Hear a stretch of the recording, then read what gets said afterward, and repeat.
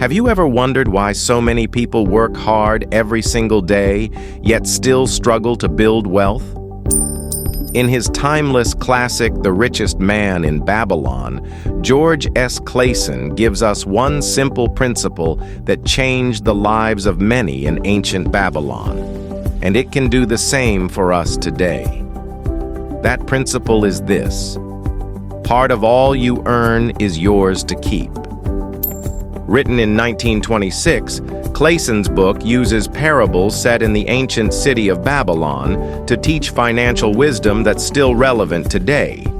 The richest man in Babylon, Arkad, shares with his fellow citizens the secret to his wealth. And his very first lesson is not about making more money, investing, or taking risks. It's about keeping a portion of what you already earn. Here's how Arkad put it: a part of all you earn is yours to keep. It should not be less than a tenth, no matter how little you earn. It can be as much more as you can afford. Pay yourself first. That line, pay yourself first, is the foundation of wealth. It means that before you pay rent, buy food, settle debts, or indulge in wants, you must set aside at least 10% of your income. This portion is not for spending. It's for you. It's your seed for future wealth. Now, some people hear this and immediately think, I barely earn enough to survive. How can I save 10%? But Clason explains that when you consistently keep this fraction, you will discover that you can live just as comfortably on the remaining 90%. Lifestyle adjusts, but your savings begin to grow silently in the background. Think of it this way: if you earn $500 a month and set aside just $50, in a year that's $600. It might not sound like much at first, but that's the beginning of your wealth reservoir. Over time, it grows into capital, money that can be invested to work for you. Let's bring this to modern life. Imagine two friends, Peter and Jones, who both earn the same salary. Peter spends everything: rent, food, outings, clothes. By month's end, he's back to zero. Jones, on the other hand, decides to follow Clason's principle. He saves 10% religiously. Within a year, he has an emergency fund. In 2 years, he invests in a small side business. Fast forward 5 years, Jones is financially secure, while Peter is still stuck in the paycheck-to-paycheck cycle.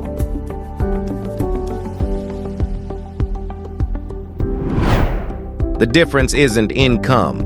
The difference is discipline, choosing to keep part of all you earn. So, how can you apply this principle today? 1. Decide your percentage. Start with 10% of your income. If that feels too hard, start with 5% and gradually increase. The key is consistency. 2. Automate the process. If you're salaried, set up a standing order that moves money into a separate savings or investment account the moment your salary arrives. If you're self-employed or into business, once you close for the day, first thing after calculating your day's earning is to take off 10%. Out of sight, out of temptation. 3. Name your savings. Don't just call it savings. Think of it as your future wealth fund or financial freedom account.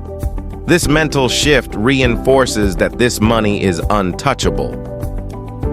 4. Live on the rest.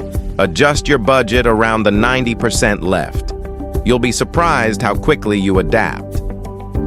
Arkad warns against excuses. He says that what each of us calls our necessary expenses will always grow to equal our incomes unless we protest to the contrary.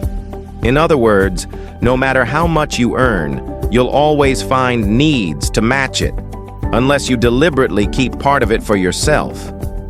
Doesn't that sound like what we see today? People earning $500 feel it's not enough to save.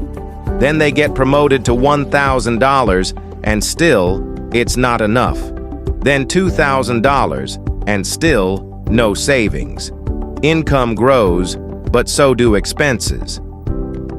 The cycle only breaks when you decide that a part of all you earn is yours to keep. George S. Clason's wisdom may be nearly a century old, but it's never been more relevant.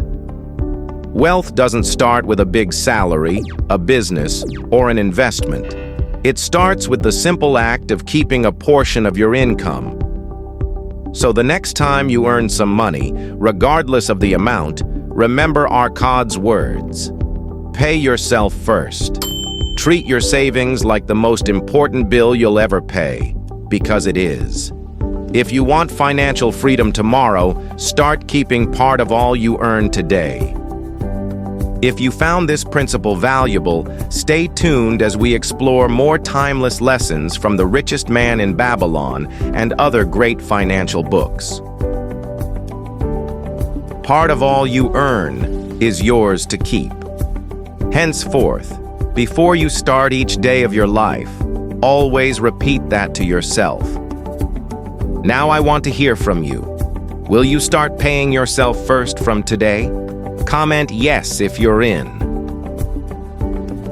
Don't forget to subscribe, like, and share this video with someone who needs this reminder.